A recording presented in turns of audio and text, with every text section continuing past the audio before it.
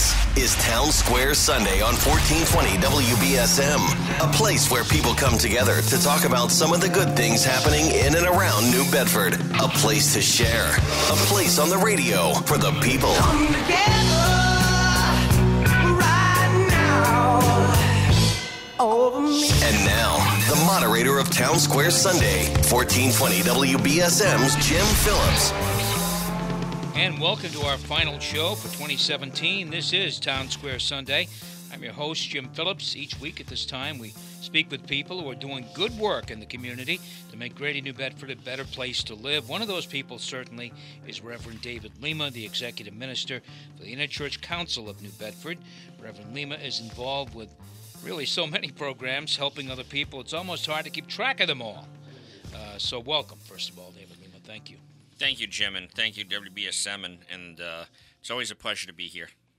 At the top of our discussion today, one task I know you enjoy really doing is taking part in the end-of-the-year service at the Siemens Bethel. It's one of the first items on the agenda for City Celebrates New Year's Eve. And why is this service especially important to you, and why should it be important to all of us? Well, it is happening tonight at 5 o'clock at the Siemens Bethel. And I think it's important, especially for a community to come together and just find a place to be grateful and thankful. We've had a lot of difficult years, both locally and nationally and worldwide, recession and everything else. And we've been doing this now for 18 years. And it's a place about being able to bring people together. And we do this in a fashion of interfaith so that we try to have as many ministers there that's involved so that it represents the community itself. And since the community is going to be celebrating New Year's, it's, everybody comes with their resolutions and all these things. We don't always follow them past maybe a week, but in this particular case, we look to find something to be able to share hope and faith for the new year. We try to make it as positive as possible, and we try to find speakers that are willing to do that. And this year, the theme is It Begins With Us. We've had a year, depending on who you follow and what you believe in your politics and in your weekly life, your daily life, we got a lot of people that just accuse each other, just talk about them rather than us. And if we expect change anywhere, national, world, even citywide, it has to begin with us. And so that's going to be our theme for that night. These services, this service is normally pretty well attended, isn't it? It usually is. We are supposed to be having some frigid weather, and so we hope people still come out. But we usually put quite a few people in the building, and it has become a tradition for many. Like I said, this is our 18th year doing this. We get greetings from the mayor. We usually have a business leader, a educational leader, and a faith leader in the community that comes.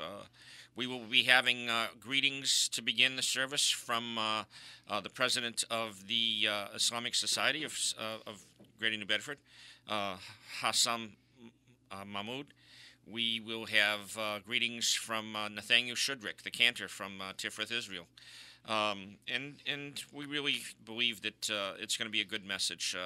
Tien Zhao is a doctor who teaches at UMass Dartmouth, who heads the UMass Dartmouth Choral Society, the Sipacan Choral Society, and with him, Sunday night, he'll be bringing the South Coast Children's Choir. So we're excited about that. We also have Beth Perdue, the editor for the Standard Times, will be one of our speakers, and our faith leader is going to be Sharon Halliday from the Bethel AME. What is your big picture hope for 2018? I know that all of us, as you suggest, we all make resolutions. We don't usually keep them very, very long, but those who do, congratulations. But what is your big picture hope for the new year for New Bedford? That can be a loaded question. And it can be one that we can give a simple answer to. I think the one that I base my life on is trying to help understand each other so that we can work together. There's too many things that we all want to see change that we can agree on, rather than divide ourselves by the things that we have issues with. There's so many issues that not only are at the local level, but at the national level, that all it would take is us just coming to sit down and getting to know one another. And I think that's the hard part for all of us. I may have a disagreement with you. I may not agree with one of your views. But if I sit down with you long enough over a cup of coffee and I get to know about you and you get to know about me, we'll find that there's more things that we agree on. That if we just put aside the thing that really we get a disagreement. Abraham Lincoln had a quote, and I really love it. It says, the quote is, I really don't like that man. I need to get to know him. The whole idea was there's more to all of us than we sometimes see on the surface. If we get to know each other, we sometimes find that some of our worst enemies can be our biggest allies when we recognize the things that we can work together on. There's been some recent sadness in New Bedford recently. The sinking of the Misty Blue and the loss of 2 crew members. It's a reminder of how dangerous fishing can be.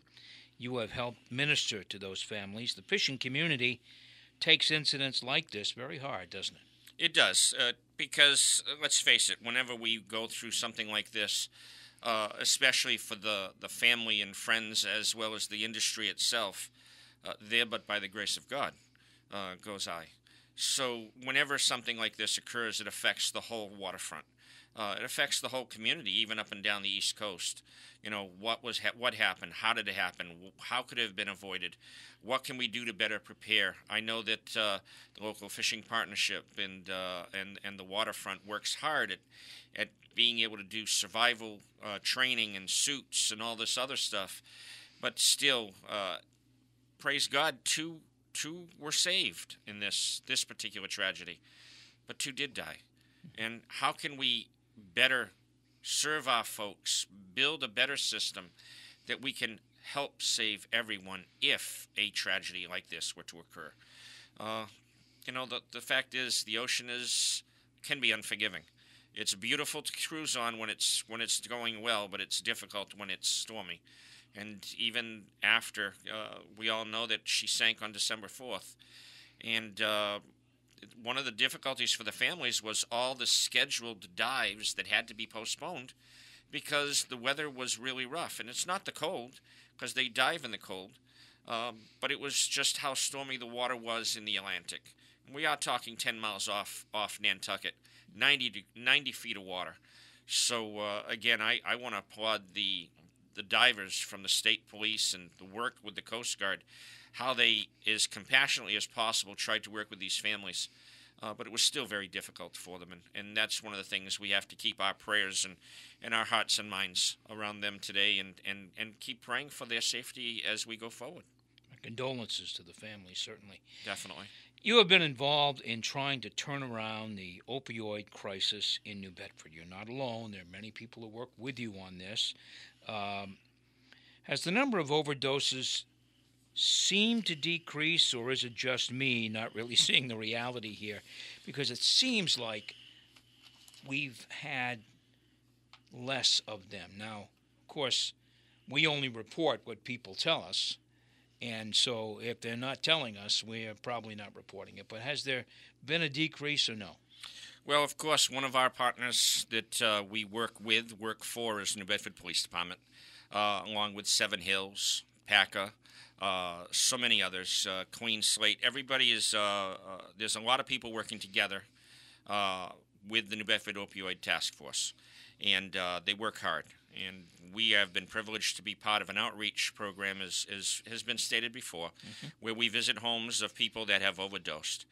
We actually do have numbers that are as of the end of November, and numbers are down. This year we have seen numbers down. They're still tragically high, but they are down. Number of overdoses. The number of overdoses are down, and the number of deaths are down this year at the end of November. I haven't seen the end of December. Obviously, we are coming to that now. Yeah.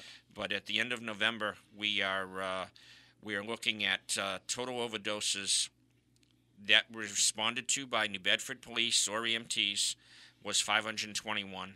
That was down 23%.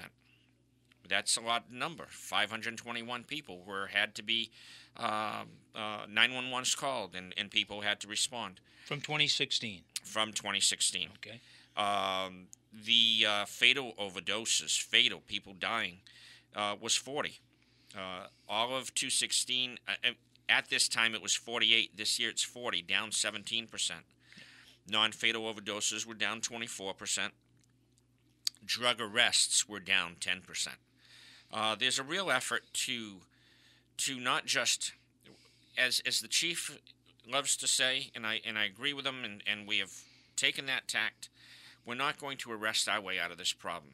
That being said, anybody who's doing something that's egregious is going to be, if you get caught using and in an accident, or you've passed out at the wheel while driving, you will be arrested. They have to. That's just something that has to be done. But somebody who is rescued, taken to the hospital, they're not going to get arrested just for using. But that's where we come in with trying to get them connected to services. In fact, we are about to try to put together a program that is starting to go national. We had some of us went with the police department to Albany, and they have what is called LEAD. It's a LEAD program. I'm not going to remember it exactly, but it's law enforcement alternate diversion program. Right. It's to be able to get folks to be pre-arrest. If you get into this program, if you follow these steps and you stay committed to working it, then you won't be arrested for it. Now that's taking some doing, putting it together with the DA's office, the police department, and the different agencies that are going to work with these folks so that they get case management and they get the help. One of the difficulties, you hear it on talk radio, people that don't understand folks that have become substance abuse users, people say, well, it's not a disease, it's a choice. At one time, it may have been a choice. But once people are hooked, it's not a choice anymore. There's a real empty hole that needs to be filled. It's a chemical imbalance that changes the chemistry of the brain.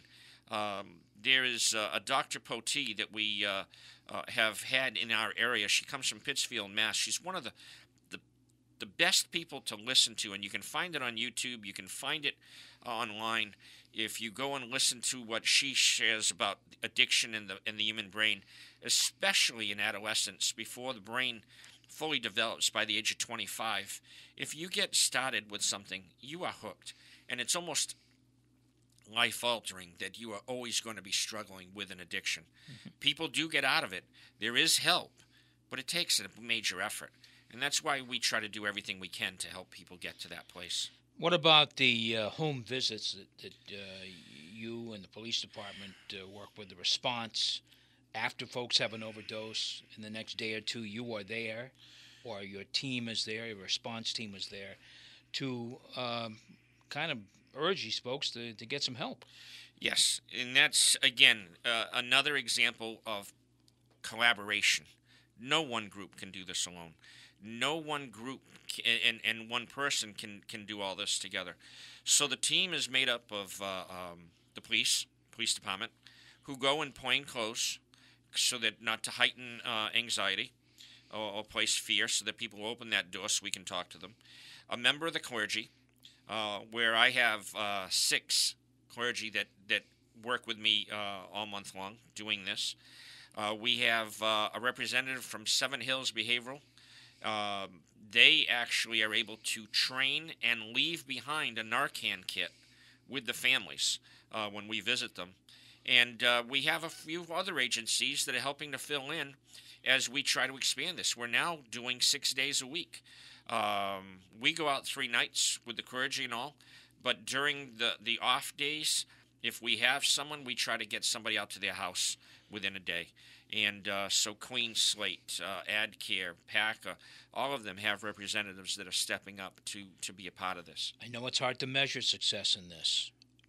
Do you think we're coming along here? There's Something's happening that's positive? Well, the numbers are down. And as we say during the task force, we don't want to necessarily say that it's just us. The governor made some changes in the laws, so there's more scrutiny about prescriptions and everything else. But our numbers are down more than a lot of other communities. So, yes, we do believe that the effort that is being extended, the push that the chief does, Joseph Cordero and Mike Rocher as part of the as co-chair, and there's a real, quite frankly, Herculean effort that happens, and we do believe that it's there. We're not sitting on any laurels, that's for darn sure. Yeah. We don't think we've arrived, but we do believe there's some positive signs, and we're looking to do more, not less. You've also been involved in homelessness, a major problem here in New Bedford. We have a wonderful network of agencies in the city that work on the homeless issue. They recently presented you with a Sister Rose Award for your work in this area. Is it fair to say we're meeting at least the basic needs of people who want help? Is it fair to say that? And you're correct, especially with the emphasis of the want help. Yeah. The difficulty is a lot of folks that have homeless. You have the family who the breadwinner may have lost their job, may have had an injury, and can't work, and so people have a difficulty keeping up with their mortgage or keeping up with their rent. You have people that and may have and need assistance from family or friends, but may not have that support system like many of us are blessed to have. So that becomes a struggle. We do have programs in place to help these folks get back up on their feet. But one of the things that we have that's one of the most difficult populations is we do have people with the substance abuse difficulties. We do have people with mental health issues, behavioral health issues. And they're not quote-unquote crazy people, but, years ago we had facilities that could help folks in these kind of times, and those all got tossed out when, a lot of different issues got brought up. So the Taunton State Hospitals and all these others where people could go and get help no longer exist in that form anymore, and it's difficult. Heck, even your own insurance every year, you can go if you're having any kind of issue, you can go and get help. But if you're going to be seen by a psychiatrist or psychologist, if you have some mental health issues, most insurances have a limit of 10. And then it requires this yeoman effort by the doctors in order to be able to make sure that they know that you have a greater need that's going to take more than 10. Otherwise, you're going to pay for services yourself. Most people can't afford that. Yeah. It's just impossible. So, like right now, we're in the midst of this Arctic blast.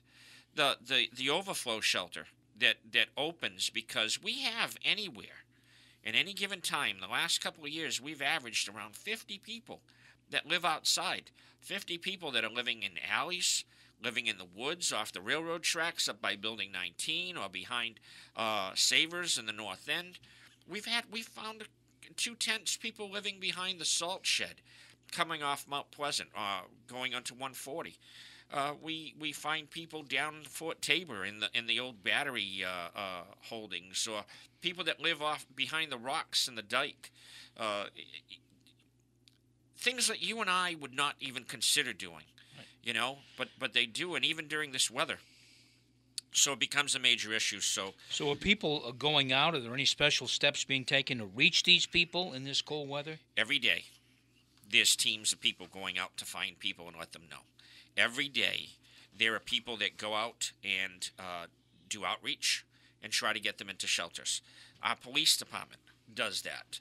We have volunteers that do that. Catholic Social Services now has a person dedicated to go out and find folks that have no shelter and try to get them in. Not just in the coldest days, but even during the rest of the year. Now, with this kind of Arctic blast, there's a yeoman's effort going out there. Sometimes you find them and you try to bring them in. Some of them don't want to. And why? Sometimes when you've been out there for a while, the anxiety builds up coming in where you're in a group of, where everybody is in one big space and you're sleeping in cots. But we at least try to get them in, try to give them a place to stay warm, try to give them a hot meal, and try to get them to a place where they could end up getting more services as they start realizing there are people that care about them and want to work with them. Well, let's hope we can get them in as this cold snap continues here. I've got a few other things to talk to you about, but we're running out of time. So let me just ask you here, how many trainings have you done in suicide prevention and the Suicide Prevention Coalition that you formed? This past year, we probably trained at least 1,000 people. Mm-hmm. I think it was closer to 1,100. We're always willing to train people in the basics of suicide prevention: question, persuade, and refer. Numbers jumped this year a bit, and we saw some in law enforcement. And one thing that most people don't realize is that people that work in prisons is a high risk, and we have usually lost at least 5 to 8 people a year in the state in Massachusetts. Again, it can cross all boundaries. There is no one particular thing, and we continue to work that hard too. So you've worked in public institutions, you've worked in schools with teachers and staff. We will teach people in churches, private businesses.